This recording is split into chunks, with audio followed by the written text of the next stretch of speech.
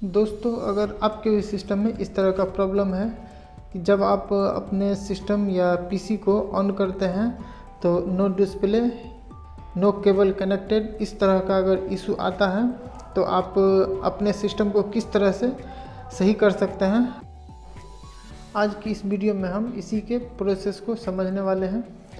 तो चलिए video start करते हैं। सबसे पहले आपको अपने सिस्टम को ओपन कर लेना है। इस तरह से 2 स्क्रू लगा होता है, उसको निकाल करके कर लीजिए। एक बार पहले आप इसको ऑन करके देखिए ऑन हो रहा है या नहीं। चलिए, मैंने अपना जितना मदरबोर्ड था मैंने इसको बाहर निकाल लिया है।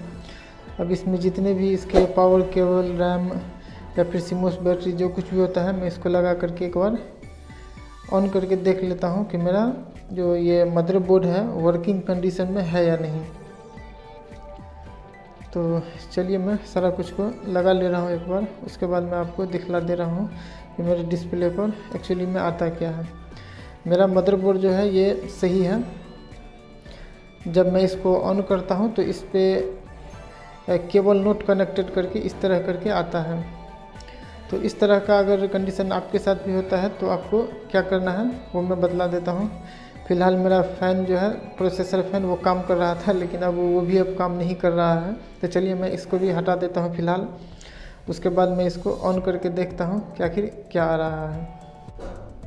चलिए, मैं अपने SMPS में एक बार पावर केबल लगा करके उसके बाद स्विच को ऑन करके देखते हैं। फ़िलहाल इसमें तो स्विच अभी नहीं लगा है, लेकिन एक यहाँ पे एक पॉइंट होता है, पावर पॉइंट, जहाँ से आप उसको ऑन कर सकते हैं शॉर्ट करके। चलिए, मैं वो कर लिया हूँ। मैं आपको दिखला दे रहा हूँ कि मेरा जो SMPS का फ़ैन है वो पूरी तरह से चल रहा है, लेकिन डिस्प्ले फ़िलहाल कुछ भी नहीं आ रहा है, पूरी तरह से ब्लैंक है, ब्लैक डिस्प्ले करके है। ये देख सकते हैं फ़ैन मेरा चल रहा है और मैं डिस्प्ले दिखा दे रहा हूँ, डिस्प्ले कुछ भी नहीं है। तो इस तरह का सिचुएशन आने के बाद आपको करना क्या है, तो एक इसमें 2 ही तरह का प्रॉब्लम आता है। एक रैम होता है और दूसरा ये सीमोस बैटरी होता है। कभी कभी सीमोस बैटरी ख़राब होने की वजह से भी इस तरह का इशू आता है ब्लैंक डिस्प्ले का। और दूसरा जो आपका ये VGA केबल है वो भी ख़राब होने की वजह से आता है, लेकिन ज़्यादातर VGA केबल इतनी जल्दी ख़राब होता नहीं है। आपको इस तरह से रैम को निकाल लेना है बाहर और इस तरह से आपको घिसना है अच्छी तरीके से। सिर्फ आपको ये एक चीज़ का ध्यान रखना है कि रैम के जो साइड में बहुत सारे छोटे छोटे कंपोनेंट लगे होते हैं, उसको सिर्फ आपको बचा करके घिसना है। नहीं तो अगर वो उखड़ गया तो फिर आपका रैम जो है पूरी तरह से बर्बाद हो जाएगा, फिर वो रैम आपका काम के लायक नहीं रह जाएगा।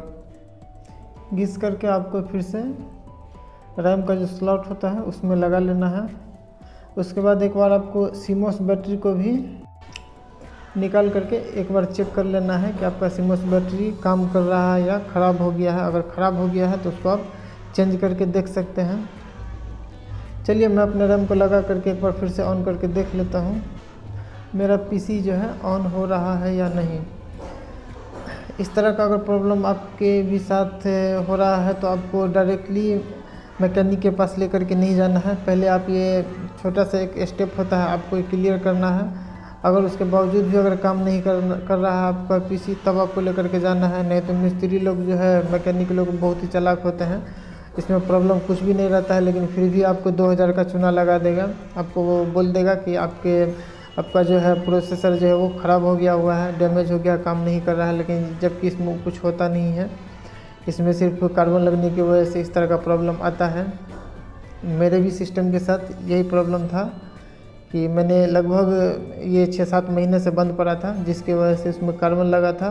और मैंने उसको साफ़ किया पूरी तरह से और उसको फिर से लगाया, तो ये मेरा सिस्टम अब ऑन हो गया है और ये चल रहा है। आप अपने सिस्टम को तभी ओपन कीजिए जब आपको इस चीज़ की थोड़ी सी भी जानकारी हो। अगर जानकारी ना हो तो आप इस चीज़ को मत खोलिएगा, नहीं तो आपको बहुत ज़्यादा परेशानी हो सकती है, क्योंकि इसमें बहुत सारे कंपोनेंट और तार लगे होते हैं जो आपको समझ में नहीं आएगा कहाँ किसको कनेक्ट करना है। तो चलिए दोस्तों, आज की इस वीडियो में बस इतना ही। वीडियो कैसा लगा कमेंट करके ज़रूर बताइएगा।